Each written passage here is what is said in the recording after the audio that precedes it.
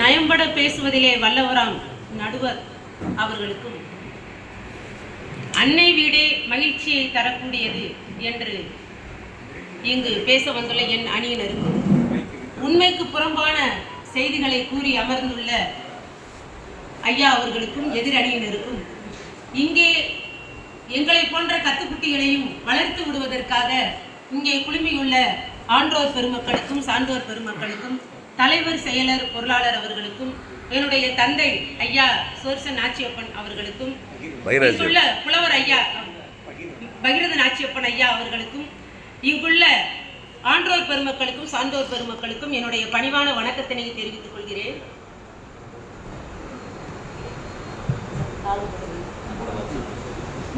ஏன் அப்பா அப்பா ஒன்ன போல யாருமே இல்ல, எனக்கு யாருமே இல்ல, உன் கை வீரல புடிச்சு நடந்த காலம் மறக்கல, அந்த காலம் மறக்கல.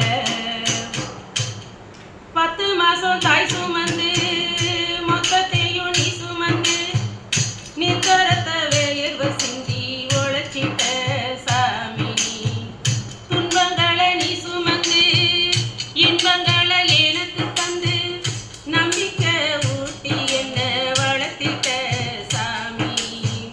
10 மாசம் தாய் சுமந்து மொத்தத்தையும் நீ சுமந்து நிற்கரத்த வேர்வை சிந்தி உழைச்சிட்ட சாமி, துன்பங்களை நீ சுமந்து இன்பங்களை எனக்கு தந்து நம்பிக்கை ஊட்டி என்ன வளர்த்திட்ட சாமி. ஆதரவாணி இருந்த ஆலமரம் போலிருந்த, ஆதரவாணி இருந்த ஆலமரம் போலிருந்த என் அப்பா அப்பா ஒன்ன போல யாருமே இல்ல, எனக்கு யாருமே இல்ல, உன் கை வீரல புடிச்சு நடந்த காலம் மறக்கல, அந்த காலம் மறக்கல. குடும்பத்தில் பெரும் மகிழ்ச்சியை தருவது அன்னை வீடு என்ற தலைப்பில் பேச வந்திருக்கிறேன். ஐயா சொன்னாங்க மாமனார் அவர்களுடைய உணர்வுகள், மாமியாருடைய உணர்வுகளை பற்றி, தாயினுடைய உணர்வுகளை பற்றி எல்லாம் நிறையா சொன்னாங்க. என்னுடைய பிறந்த வீட்டில், அதாவது எங்கள் அப்பா பிஸ்னஸ் பண்ணாங்க, அதாவது வியாபாரம் செய்வாங்க. கடையில் நான் தான் போய் 3ஆம் வகுப்புல இருந்து நான் தான் கோலம் போடுவேன். பொங்க பானையை வரைஞ்சி பக்கத்தில் கரும்பு 2 கோடை போட்டு ஒரு கோடை போட்டு வந்துடுவேன். அம்மா இங்கே வாமான்னு எங்கள் அப்பா கூப்பிடுவார். அம்மா கரும்பு இப்படி இருக்குமான்னு கேட்பாரு. கேட்டு அந்த கணுவை அங்கேருந்து கடையை விட்டு கீழே இறங்கி வந்து கோலப்பொடியை வாங்கி கணுவை போடுவார். ஒவ்வொரு கணுவும் எப்படி இருக்குன்றதை போட்டு தோகையை பெருசாக போடணும், தோகையை தின்கோண்டா போடுறேன்னு சொல்லுவார். இந்த கலைகளை வளர்த்தெடுத்தவர் என் தந்தை. திருமணமாகி இங்கே வந்திருக்கேன்.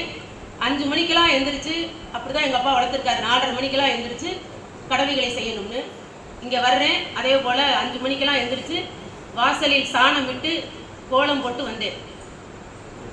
மாமியார் கூறினார், இந்த வீட்டு கிராமத்து வீடு, இங்கெல்லாம் வந்து இந்த கோலம்லாம் போட்டு நேரத்தை வீணாக்கக்கூடாது, எந்திரிச்ச உடனே வேலையை பார்க்க ஆரம்பிச்சிடணும், இந்த கோலம் போடுற வேலையெல்லாம் வச்சுக்கிறாங்க. முதல் அடி. பிறகு ஒரு நாள் திருமணமான புதிது, வயது 24, ஒரு இடத்தில் ஒரு போட்டி நடக்கிறது. நாடகம் ஸ்கிரிப்ட் தனியாக எழுதி கொண்டு வந்து கொடுக்கணும், 20 பக்கங்களுக்கு குறையாமல் இருக்கணும். நாடக ஸ்கிரிப்ட் எழுதி கொண்டு வந்து கொடுக்க வரேன். டிசம்பர் 31ஆம் தேதி கடைசி நாள்னு சொல்லிட்டாங்க. மாமனாரிடம் அனுமதி பெற்று, மாமா இதை கொண்டு நான் கொடுத்துட்டு வரேன், இன்னைக்கு தான் கடைசி தேதி, நான் கொடுத்துட்டு வந்துடுறேன் மாமான்னு சொல்லிக்கிட்டு நான் வர்றேன். கொண்டு வந்து கொடுத்துட்டு நான் வந்து திரும்பி மீண்டும் வரும் பொழுது மணி இரவு 8 ஆயிடுச்சு. அதுக்குள்ளே வீட்டில் எல்லாரும் வந்துட்டாங்க. மாமியார், கொழுந்தனார், நாத்தனார், எல்லா பிள்ளைகளும் எல்லாரும் அனைவரும் இருக்கிறாங்க. எனக்கு பாதை தெரியாது, கிராமத்தில் எப்படி போகிறதுன்னு தெரியாது அப்படின்ட்டு எல்லாரும் எனக்காக காத்திருந்துருப்பாங்க போல. நான் ரொம்ப சந்தோஷமாக கொடுத்துட்டு வந்து ரொம்ப மகிழ்ச்சியாக வந்து இந்த மாதிரி எங்கே நான் இந்த மாதிரி இதை எழுதி சஸ்பென்ஸாக வச்சுருக்கணும்னு சொல்லிட்டு வச்சுருந்து கொண்டு வந்து இந்த மாதிரி சொல்லுவோம்னு சொல்லிட்டு வீட்டில் ஒரு நகல் எல்லாமே எடுத்து வச்சுட்டு தான் கொண்டு கொடுத்துட்டு வரேன். அப்போது பார்த்த உடனே கேட்குறாங்க, எங்க நான் நாடகம் எழுதி கொடுத்துட்டு வந்தேங்க. முதல் கேள்வி, என்ன கிழிக்கிற நாடகம் எழுதி கொடுத்துட்டு வந்திருக்க? நாடகம் எழுதி கொடுத்துட்டு வராளாம் மணி 8 மணிக்கு. ஒரு குரல், வாயை மூடிக்கொண்டேன். என்னுடைய கலைகளை திறமைகளை வளர்த்தெடுத்த இல்லம் என்னுடைய அன்னை வீடு. இங்கே என்னுடைய திறமைகளை உணர்வுகளை மழுங்கடித்த இடம் இங்கே புகுந்த வீடு. எங்கே மகிழ்ச்சி இருக்கும் என்று நினைக்கிறீர்கள்? அங்கே பாராட்டுக்கள் குவியும் அன்னை வீட்டிலே. இங்கே மழுங்கடிக்கப்பட்டது. அதுக்கடுத்து நீங்க சொல்றீங்களே தலைப்பிரசவம்னு சொல்லி ஒண்ணு. ஏன் அன்னை வீட்டில் உங்க வீட்டில் புகுந்த வீட்டில் உங்களுக்கு ரொம்ப சந்தோஷமா இருக்கு அப்படின்னு சொன்னா, எதற்காக நீங்கள் தலைப்பிரசவத்திற்கு அம்மா வீட்டுக்கு அனுப்புறீங்க? இங்க ரொம்ப மகிழ்ச்சியா இருக்குன்னா இது ஒண்ணுக்கு நீங்க பதில் சொல்லுங்க. முதல்ல மகிழ்ச்சியா இருந்தால் எதற்காக பிரசவத்திற்கு தாய் வீட்டுக்கு அனுப்புறீங்க? நீங்களே வச்சிருக்கலாமே. இங்கே மாமியாரை நான் தாயாக நினைத்தேன். என்னுடைய மாமியார் மாமனாரை அனைவரையும் அம்மான்னா கூப்பிடுவேன். எப்பொழுதுமே அவர்களை தாயாக எண்ணினேன். அவர்களுடைய உணர்வுகளை புரிந்து கொண்டு அவர்கள் 2 வேளை சாப்பிடுகிறவர்களை அப்பெல்லாம் நீங்க சாப்பிடக்கூடாதுமா, நீங்க 3 வேளையும் சாப்பிடணும், உடம்பை நல்லா கவனிச்சுக்கோங்க. நீங்கள் இத்தனை ஆண்டு காலம் கஷ்டப்பட்டு வளர்த்து ஆளாக்கி உங்கள் மகனை என்னிடம் ஒப்படைத்திருக்கிறீர்கள். அந்த மகனை நான் நன்றாக கவனித்துக் கொள்ள வேண்டும், உங்கள் அனைவரையும் கவனித்துக் கொள்ள வேண்டும் என்று ஆவலோடு நான் ஆர்வத்தோடு ஒரு பெரிய கூட்டு குடும்பத்தை தேர்ந்தெடுத்து வந்தேன். எனக்கு தனியா உள்ள எத்தனையோ மணமகன் வந்தாங்க, தனியா ஒரு பிள்ளை உள்ளவங்க. அதெல்லாம் வேண்டாம் என்று பெரிய குடும்பமாக வேண்டும் என்று ஆசைப்பட்டு வந்தேன். ஆனால் இந்த புகுந்த வீடு, அதாவது பிறந்த வீட்டில் நம்முடைய நிபந்தனையற்ற அன்பு கிடைக்கிறது, அங்கே பாராட்டு கிடைக்கிறது, சுதந்திரமாக இருக்கக்கூடிய ஒரு உணர்வு கிடைக்கிறது, உணர்வுகளுக்கு மதிப்பளிக்கக்கூடிய இல்லமாக அது அமைகின்றது, மன காயத்தை ஆற்றும் ஒரு மருந்தகமாக அமைகின்றது. இதை போல எத்தனையோ உதாரணங்கள் என்று சொல்லும் பொழுது அது எத்தனையோ கூறலாம்.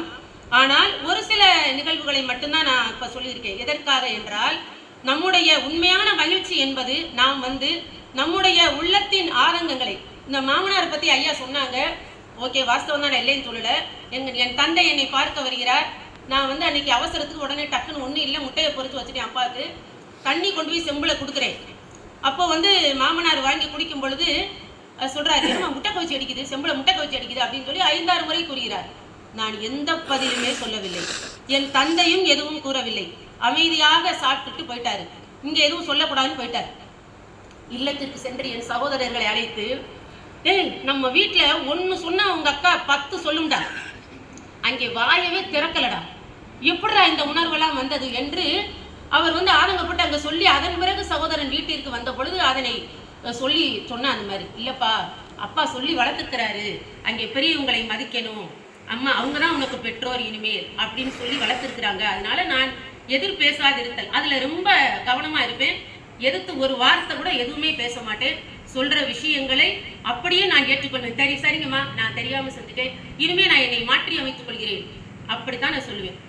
ஸோ நம்மளுடைய இயற்கையான நம்முடைய அந்த குணநலன்கள் இருக்கிறது பார்த்தீங்களா. இந்த நம்முடைய உணர்வுகள் மதிக்கப்படவில்லை புகுந்த வீட்டில்.